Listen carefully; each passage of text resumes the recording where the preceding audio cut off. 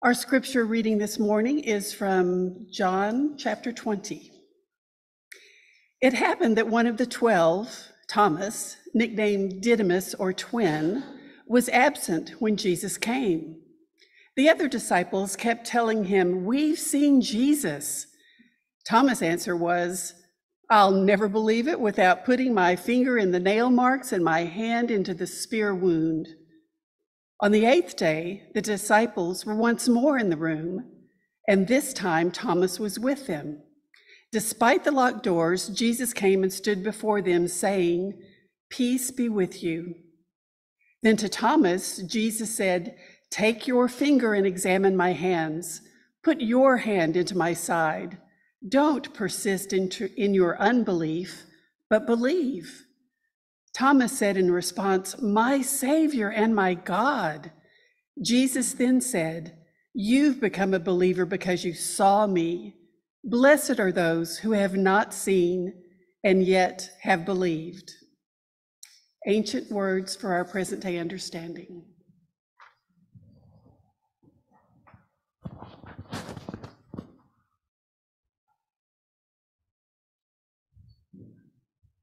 Is my microphone loud enough? Okay. Well, be sure to let me know when my mic is not on because I can't hear it. So, unless you don't want to hear what I have to say, it would make sense not to say anything. Well, we're in a series approaching Easter, and we're using prints that Reverend Kent Miller has loaned us to walk through the Easter story. Could we go to the picture? We're going to look at this. It's obviously the picture of Thomas touching the wound of Jesus. I've always kind of identified with doubting Thomas. I don't know if anybody else here has. Just as a kid, I liked him best. I think it's good to ask questions. I think it's good not to just believe things because somebody has told it to you. And I've always thought if I ever was going to start a Presbyterian church, it's a little late now. So, but I always thought if I ever did start a church, that it would be either Doubting Thomas Presbyterian Church or Mary Magdalene Presbyterian Church. I think either way would kind of rock the boat a little bit, get people to thinking. As a kid, I always thought if I'd been there to see it, then it would make more sense to me. I mean, being asked to believe something that somebody told somebody that told somebody told somebody along with it, that doesn't seem like a really sure foundation to bet your life on.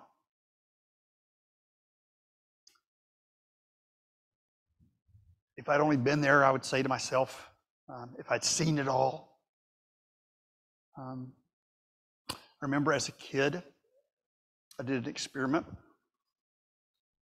where I took a rock and I prayed very hard. I said, "God, I just show me something, okay? I mean, I got nothing, right? I mean, my Sunday school teacher's saying that you exist, but they're saying a lot of stupid things too, really weird things. So I'm going to hold this rock out. I'm going to let go of it, and all I'm asking you, just once, just do this once. I'll never ask again. But I'm going to let go of the rock and just let it hang there. Just for a little bit. And I'll never ask any questions again." Well, our story today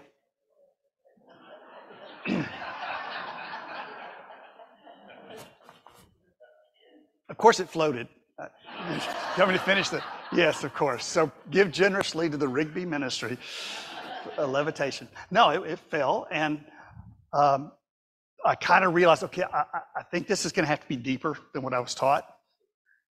If I'm not just going to take up beliefs without any evidence whatsoever, I'm going to have to kind of reframe things. And I think that's what the story today is trying to help us do. I think Thomas is not less of an apostle because he doubts. I think the whole point is there's room for that in the church and a necessity for that in the church. when you look at what the Christian church is doing to this nation, not everybody, but the people who are not questioning, who are taking what somebody told somebody, and trying to force that on the world. We realize the importance of going deeper than that. Now, in this story, Jesus is dead. Starts off, Jesus comes back. It's one of the resurrection stories. What's interesting with the resurrection stories is they disagree with one another. They're different, which I think is important. And also there's kind of sense of mistaken identity. Is it Jesus or is it not? I think that's important too. Because if the story was just literally true, if it had happened the way they say it literally happened, nobody would have doubted. Right? If you crucified somebody and then 3 days later say, hey, I'm back. Right? I don't care what you believe before that, you would convert. People didn't. So it was more subtle than that. And I think our story is trying to help us do that. What we don't realize as Christians is that a lot of these materials are rabbinical, that they're Jewish in their sources. And that meant humor was okay. A lot of the stories, you're supposed to smile and say, oh, that's stupid. Right? So when you have this philosopher named Thomas, and he says he misses the resurrection, right? I mean, that's introverted intellectuals kind of miss everything that happens, right? Not there with the group when it happens. And so he says, okay, I'm not going to believe that this is really Jesus unless I can stick my finger in the wound. Now, do you think anybody would be that dense?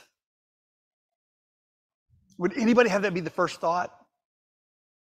You know, if it was modern today and Jesus had been electrocuted in the electric chair or whatever, you said, well, unless his hair is singed, I don't believe it. But you wouldn't stick your finger in the wound of your friend. But sometimes reason does that. Have you ever been in a relationship that was dying and you don't trust the other person? You start asking questions. Where were you? When did that happen? How do I know that? Let me see your letters. Let me check all. You're just poking into a wound.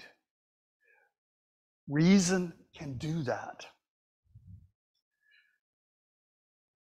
The story is a teaching story. It's a parable. I hope. Because if not, what that's saying is the resurrection body has scars. Right? Jesus goes through all this stuff, comes back, and he's got scars. Have you ever thought, like, if the afterlife, if you've still got arthritis, that's not as much fun. Still got TMJ.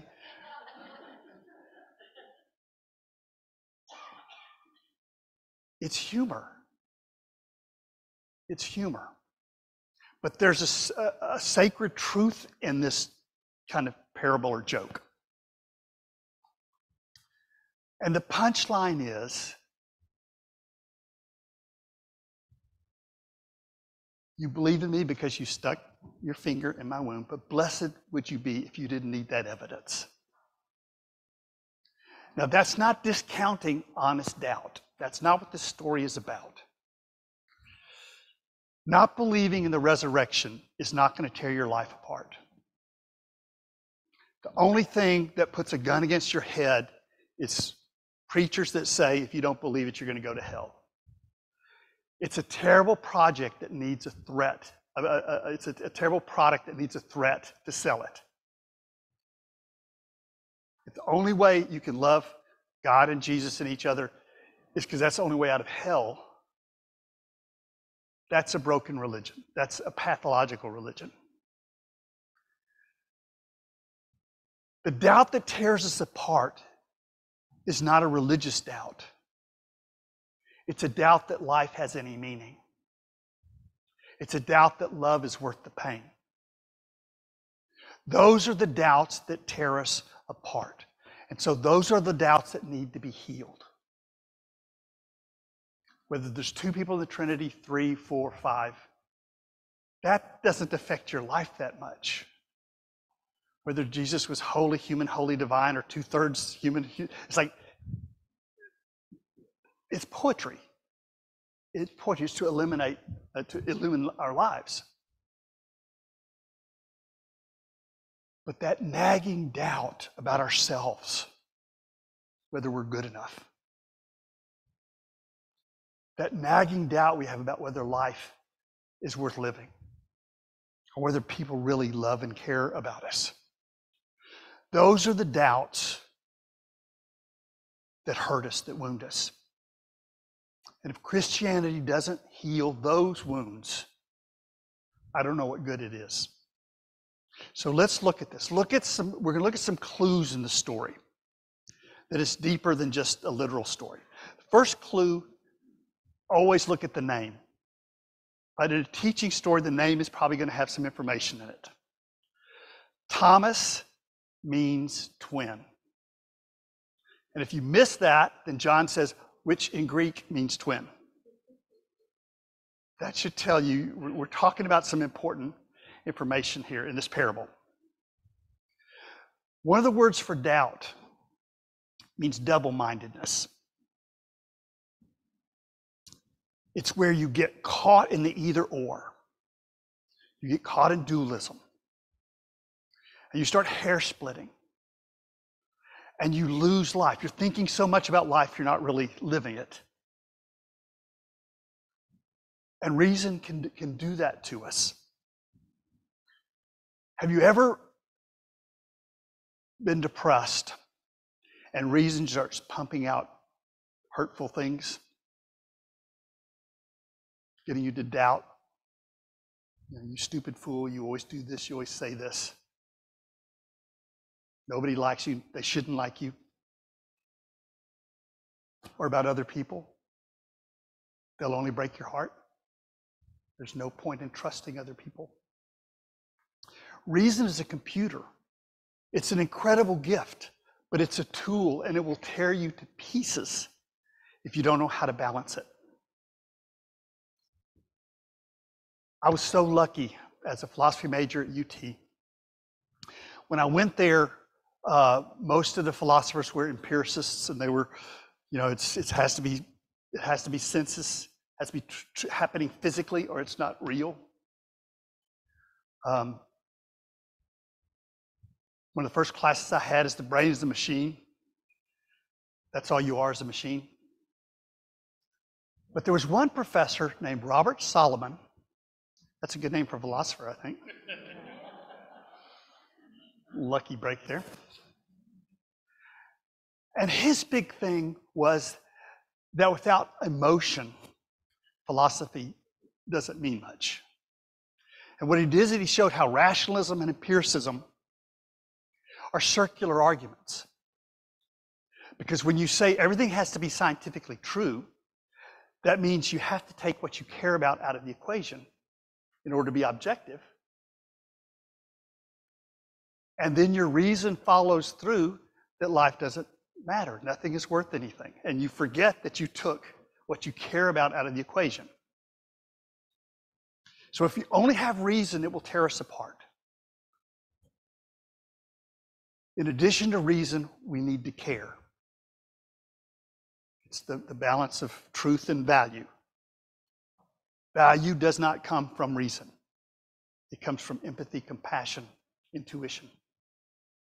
And together, they're very powerful. So, the first doubt that tears us apart is when we try to live life at arm's length. And we think about everything and never care about anything. Because we don't get suckered, right? So it's an invitation to kind of counterbalance. You don't have to stop being reasonable. You don't have to stop being scientific.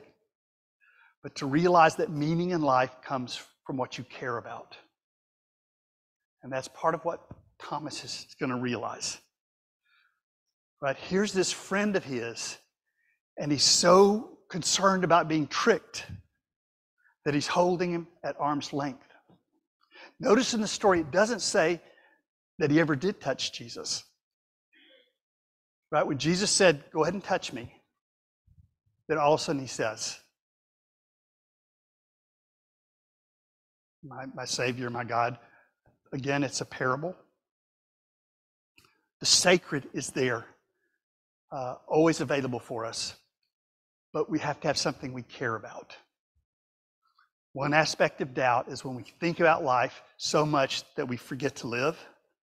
The second is when we try to reduce everything to our senses, to be true, to not get tricked.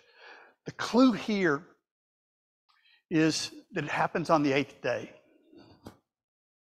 You ever notice that in the Christian scripture where it talks about the 8th day? That's stepping out of time. That's the charm that you see in a painting. We have this timeless moment where there's just beauty there and it's worth everything.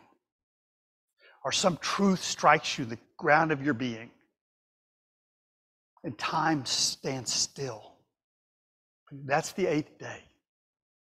And it plays off the musical octave kind of thing in a lot of these religions. There are parts of life that are not experiential. We find them more by intuition, by stepping out of time. Math is one of those things. Again, math is not, you don't get that by experience. If somebody says 1 banana plus 2 bananas equals 3 bananas, and you only recognize that truth with bananas, you've misunderstood what math is. Math is transcendent. It's at a deeper level than our human experience. There are lots of important things that are transcendental. But when we think everything has to be sensual, it has to be an object.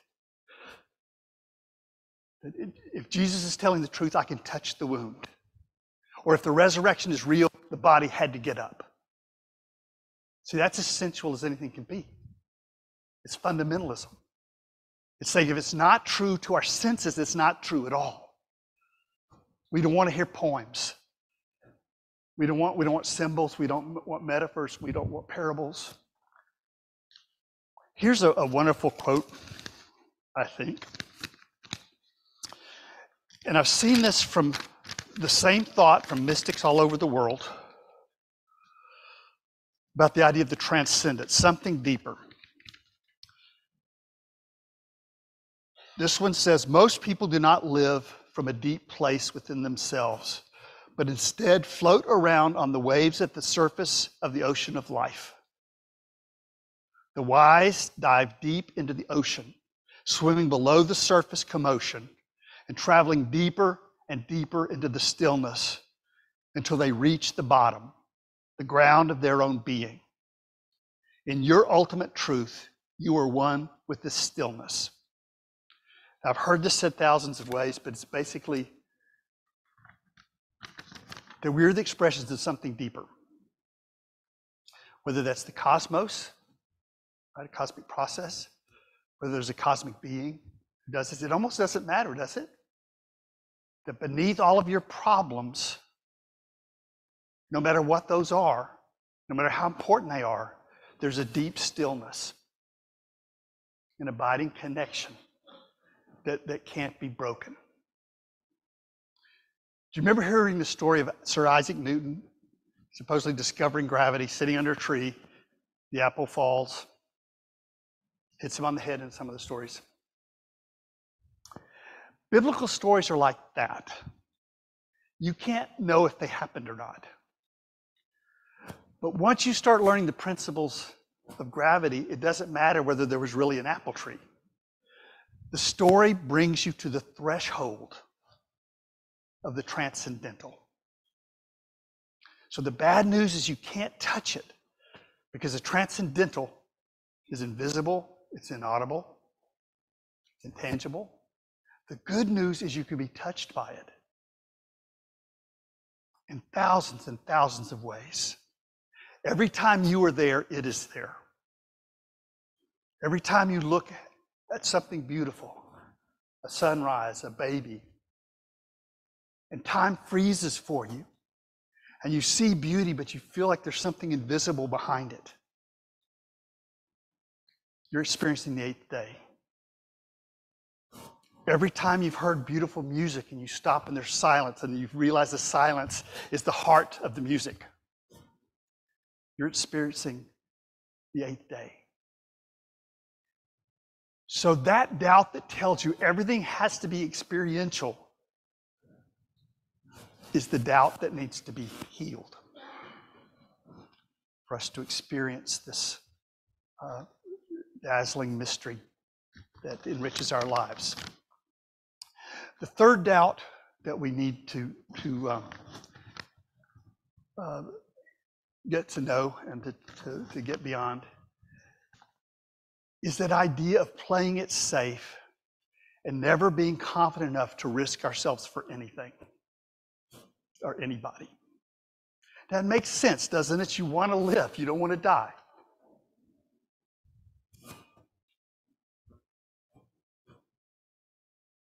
But the thing is, you are going to die. And so what you give yourself for is the most important decision you may be making in your life. Have something that you value so much that you give yourself for it is where meaning is found. If you went to Las Vegas, that's a bad example probably, but after you saw Wayne Newton,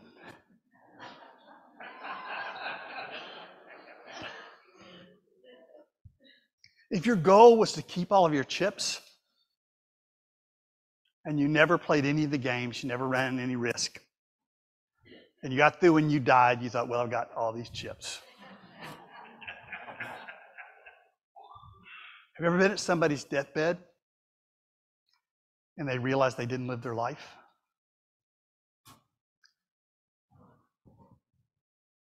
That doubt that keeps us from risking ourselves for each other, for life, for what we value. Socrates said the unexamined life is not worth living. The minister William Sloane Coffin said, you can have an examined life and it's still not worth living.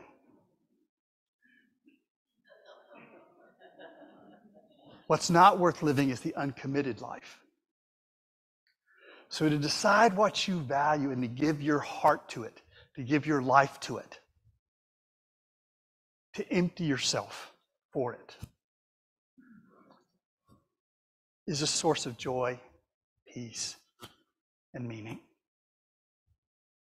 We don't want to be unplanted seeds. Right? We want to go into life, give ourselves fully, and be the fireworks display we were meant to be. So, I personally kind of like doubting Thomas. I don't think there's any problem with questioning anything in philosophy or religion, but that's not really what our story is talking about. Our story is reminding us that thinking about life isn't the same thing as living. And so deciding what we really care about is important. And then second, constricting ourselves, becoming fundamentalists, becoming all stump and no blossom, no flower. It may feel safer, but that's not what we're here for. And then finally realizing that playing it safe and not giving ourselves to humankind, to animals, to life, to whatever our greatest value is, that there's joy and meaning no matter what happens when we give ourselves to that.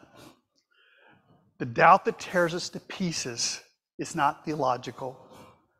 It's not philosophical. The faith that saves us is not philosophical or theological. The faith that saves us is realizing